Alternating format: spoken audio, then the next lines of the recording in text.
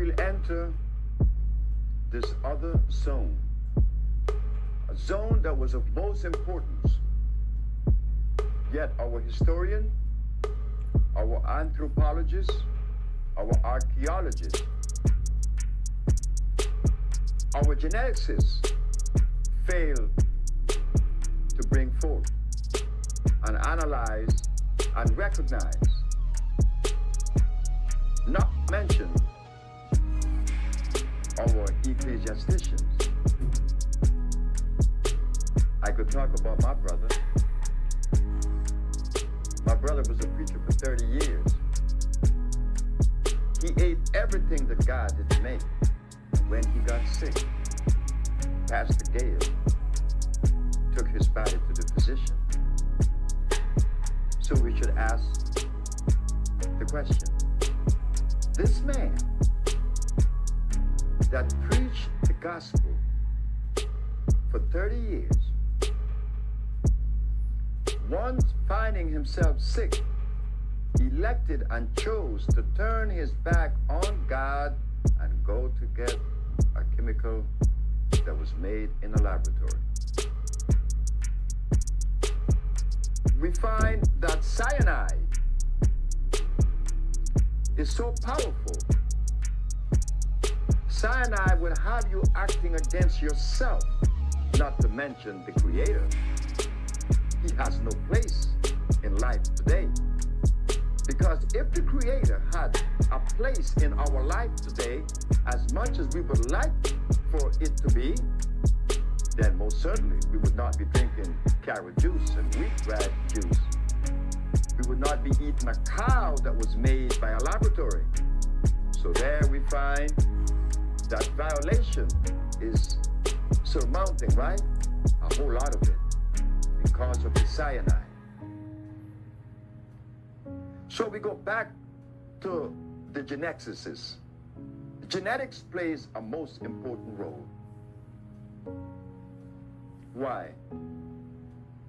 Because when God made things, animals and plant, human beings, just name all species of living things. He placed the gorilla in Africa and the polar bear in Alaska.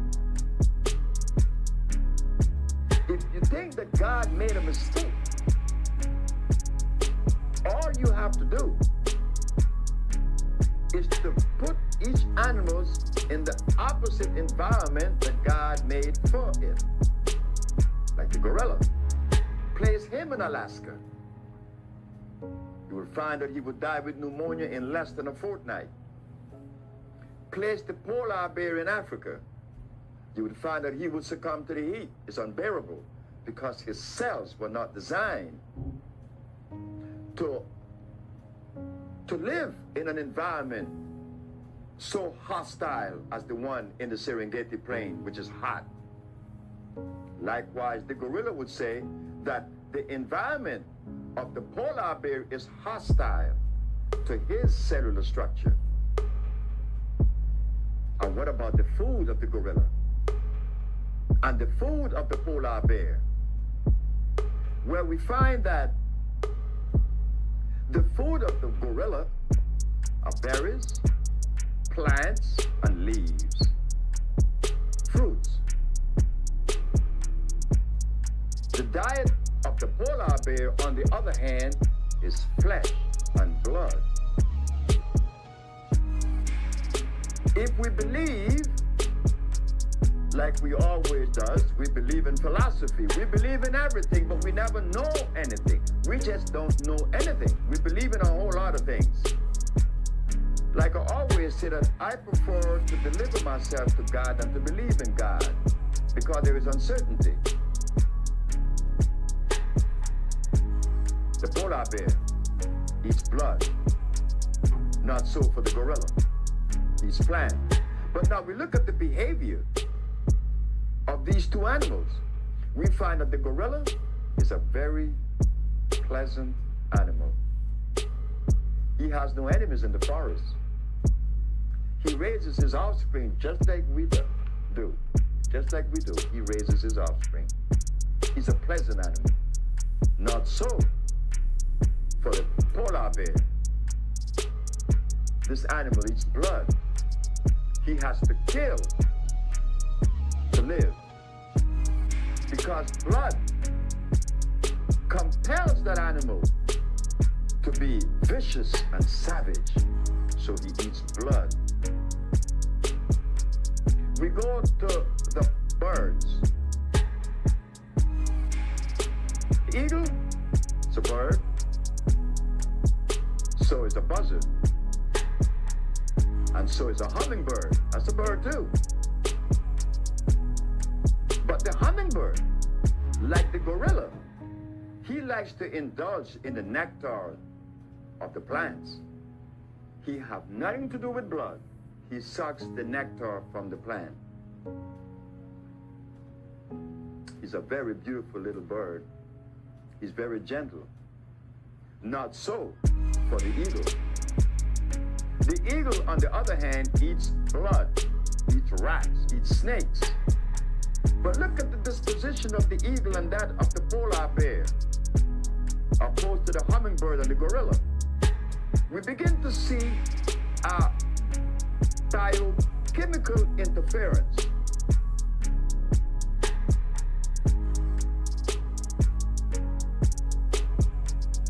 We apply that same example to the plants. Ladies and gentlemen, many of you that are acquainted with plants, like the burdock, the yellow dock, those are only two, the Virginia snake root. Those of you that are not acquainted with the plants in the tropics, the demagagua, the kalawala, the cypress, these are powerful plants. These plants are responsible for us at the Usha Research Institute reversing these pathologies or diseases. So you find that these plants also does not live in an environment that is inconsistent with their cellular and genetical structure. You will never find kalawala grown in Canada, nor cypress, nor demagagua. That you will never find. Like you will never find the burdock in Central America, because these plants, the kalawala, the demagagua, and the cypress, are plant that grows in the tropical region of the planet. You will never find those plants in America. Likewise, you will never find yellow dock, burdock, or even the one-shepherd purse in Central America, because the climatic condition is inconsistent with the existence of those plants. So as we take a very close look at plants and animals, we find that they have to obey a cosmic arrangement, a life procession that has maintained throughout creation. Does that apply to humans? The answer should be yes. When God placed each group, whether Eskimo, Chinese, Europeans, Native Americans, and Africans, we were placed different geographical location with a food that is consistent with the cellular structure that we represent. So in 1988, when the Usha Research Institute was litigated in the Supreme Court of New York, because the ad read that AIDS and the rest of the diseases were cured, while being litigated, we asked the Supreme Court of New York, since God made specific food for specific gene group, when you remove the Africans from Africa, bring his food with him, The answer was no. Well, brothers and sisters, if the food that God made for us was not brought with us when we were brought on those ships from Africa 500 years ago, what are we eating? What are we ingesting? And whatever we are ingesting, did our archaeologists, paleontologists, historians, or Egyptologists, did they take time out to ask about the food that would maintain my hormones, my central nervous system in perfect working condition? No, they didn't ask these questions. This was never even thought of. They went on to tell us about Plato, the philosophers, Plato, Aristotle, Diogenes, as if though that matters. The archaeologists were telling us about the various fossils that was found in Egypt 10 million years ago. The others, the historian, they talk about what took place in Africa so many hundreds of thousands of years ago. But never did one said that he found, or that they found, a food that is consistent with our cellular structure. And that is of most importance. You see, brothers and sisters, ladies and gentlemen,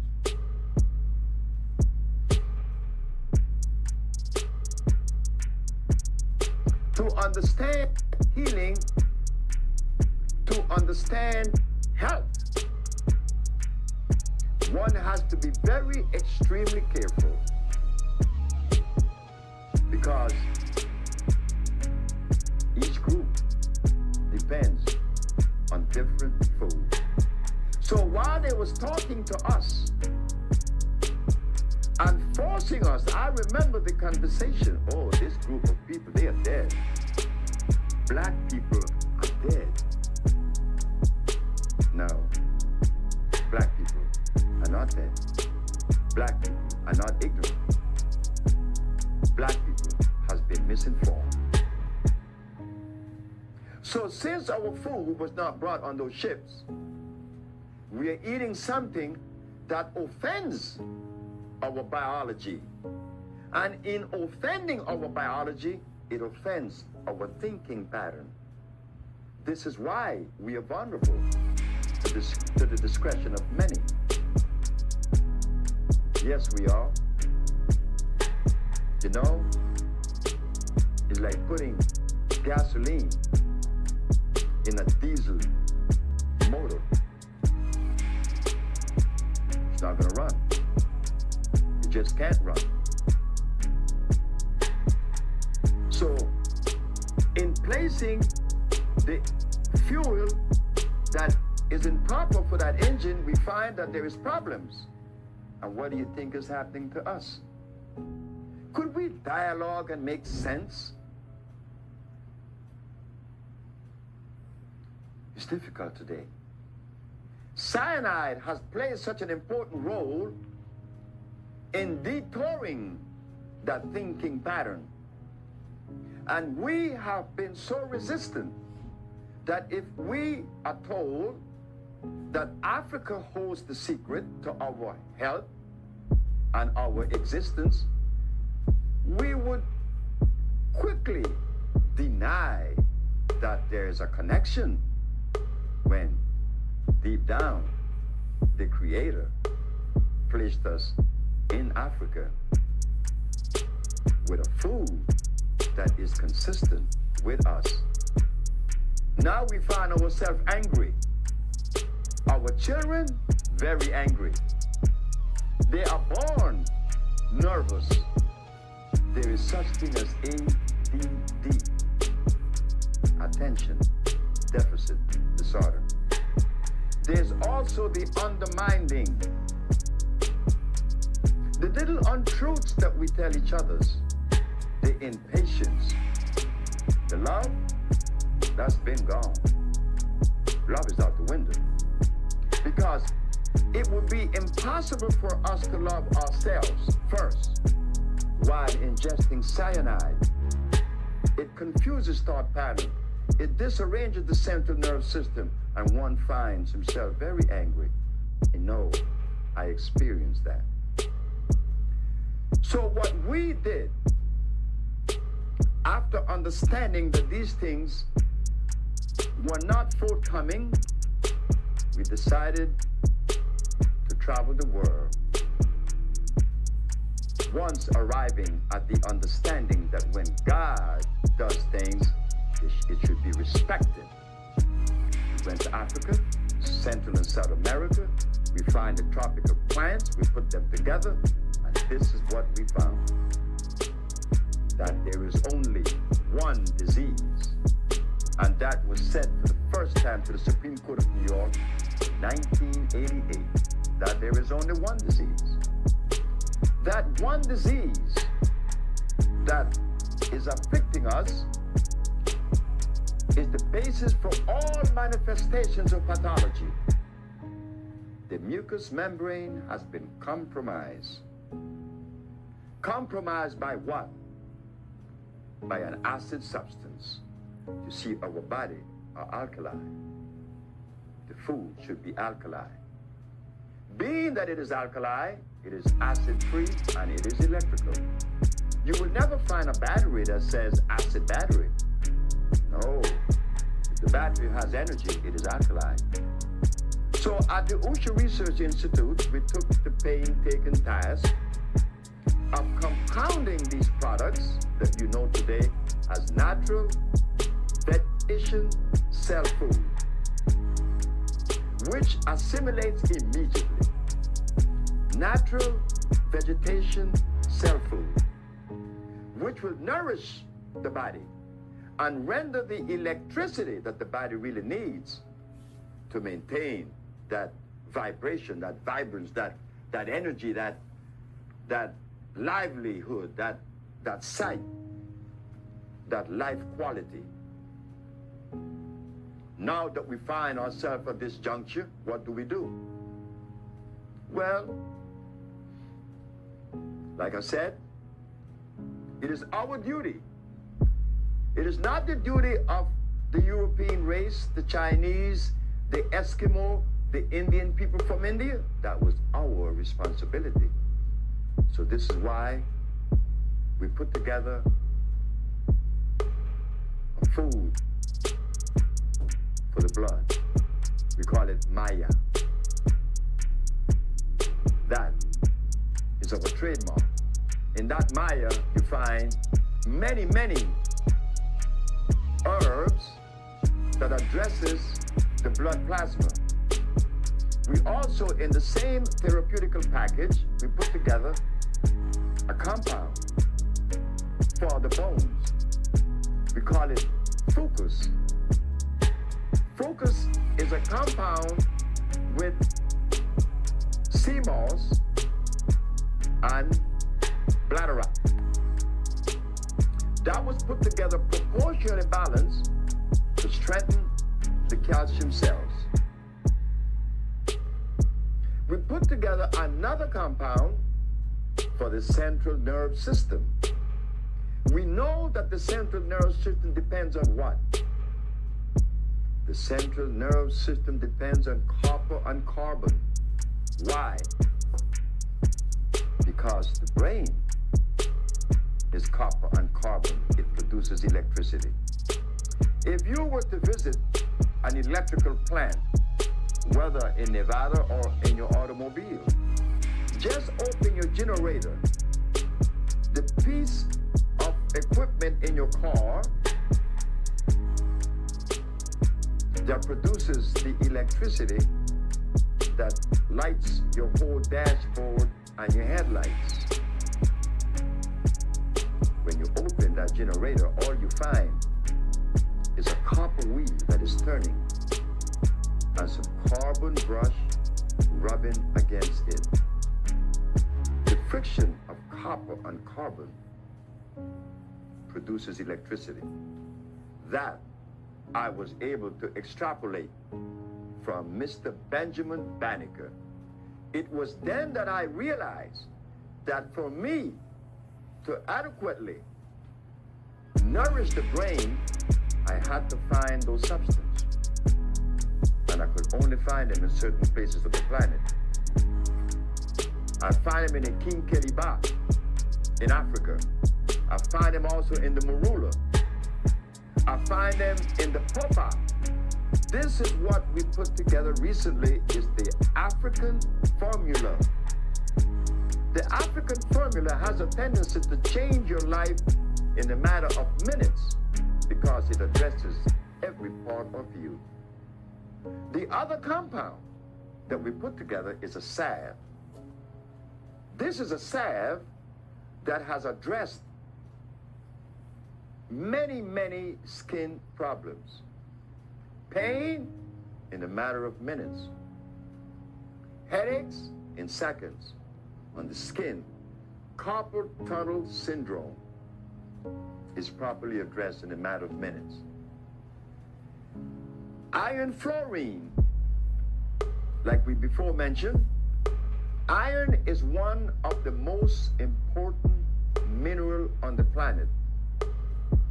And the reason for that is that iron is the only magnetic mineral on the planet. It attracts every other mineral to it. So when you ingest iron, you are ingesting every other mineral on the planet, and they are 102. This is why when people come to us that are severely anemic, we recommend our iron, our natural vegetation cell food, which is iron fluoride. Not only does it revitalize the cells in the blood, but we should know this, that iron is what conveys oxygen to the brain, and oxygen is what the brain converts and uses for electricity. It is the food of the brain. So you see that there are many things that need to be unraveled because there seemed to be such a gross misconception. They brought us protein, they brought us enzymes, they brought us vitamins, they brought us melanin. But we have yet to accommodate these things in our human biology. They tell us, but then I started thinking that I stopped eating protein 39 years ago. Vitamins, I stopped them likewise 39 years ago. Enzymes, well, I never knew what was enzyme. I know many people think that they know. But like everything else, like this Dr. Lionel Paulin, he brought us vitamin C. What is vitamin C? Oh, I know what the answer would be. Vitamin C is good for your immune system. It strengthens the immune system. Not so. Vitamin C is ascorbic acid.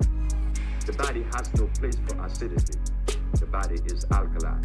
So you see, in the carbon papers that we are presenting, we are unraveling much of the misconceptions. And this is why we are privileged today and for the past 28 years to address all these major diseases in the way, in the manner in which they should have been addressed. But then another thing shows up, is that today, unlike yesterday, there were more love among us.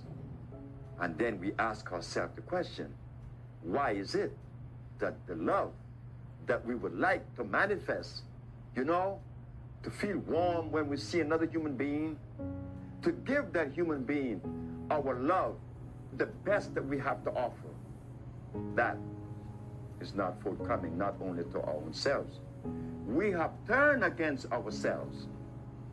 First, because of the cyanide that has confounded these neurons in the brain. Cyanide. The other is that we have been listening to philosophy instead of God. And in so doing, we neglect ourselves. Once we have neglected ourselves and deprived ourselves because of this intervention of cyanide and philosophy, we find that we too become confused, and then it is difficult for us to give the love that we should give ourselves to others. It's not forthcoming because cyanide is interfering. We are looking outside of ourselves for the answer. Of course we are. We were trained to look outside of ourselves, but the answer was always within. So, myself, I was raised as a Christian and I became a Muslim. I learned from both religions. Unlike many, they found a need to criticize one or the other. I criticize no one. I may question the philosophy of many, but not to criticize. Ladies and gentlemen, it gave me much pleasure to introduce today the first chapter in the Carbon Papers. And I assure you that if the things that we have expounded on are put into practice, yes, rewards will be seen immediately. And now, I thank you so very much. I love you. And we will always afford you our natural vegetation self-food. And I thank you so very much. Your brother, servant, Dr. Sebi.